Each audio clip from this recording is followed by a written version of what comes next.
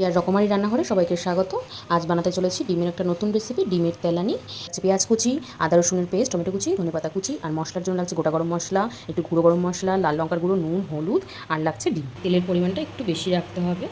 তাহলে এর মধ্যে দিলাম সামান্য 2-4 দানা চিনি, যাতে রঙটা ভালো আসে। এবার দিয়ে দেবো গোটা গরম মশলাগুলো। ফোড়নটা নেড়ে ছেড়ে এইবার দিয়ে দেবো পেঁয়াজ কুচি। এর মধ্যে দিয়ে দিলাম সামান্য একটু নুন, তাহলে তাড়াতাড়ি পেঁয়াজটা গলে যাবে।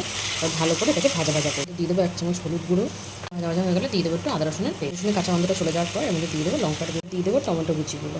কষে যখন তেল উপরে উঠে আসবে, তার মানে আমাদের মশলা পুরোপুরি কষে গেছে। এবার জল দিয়ে দেবো পরিমাণ বুঝে। খুব ঝোল হবে না কিন্তু, একটু গামাখাই হবে। একটু ফ্লেভারটা ভালো আসার জন্য একটু দুধও দিয়ে দেবো, কাঁচা দুধ। আপনি চাইলে জাল দিয়েও দিতে পারেন, অসুবিধা নেই। উঠে গেলে একটু নুনটা চেক করে, আমার একটু নুনের দরকার ছিল তাই আমি একটু দিয়ে দিলাম। আপনারাও চেক করে দেখে দেবেন। কোন অবস্থায় একে একে এই গোটা ডিমগুলোকে ফাটিয়ে এর মধ্যে দিয়ে দিতে হবে। ডিমগুলোর উপর থেকে এইভাবে সামান্য একটু চিনি, একটু নুন, আর একটু গরম মশলার গুঁড়ো, আর সামান্য একটু ধনেপাতা প্রতিটাতে এইভাবে ছড়িয়ে দিতে। প্রতিটার উপর সব ছড়িয়ে দিয়ে এবার ঢাকা দিয়ে দিতে হবে। অবশ্যই আঁচটা কমিয়ে দিতে হবে, 10 মিনিট এভাবেই রাখতে হবে। আমাদের ডিমের তেলানি হলো ডিমের তেলানির ফাইনাল লুক।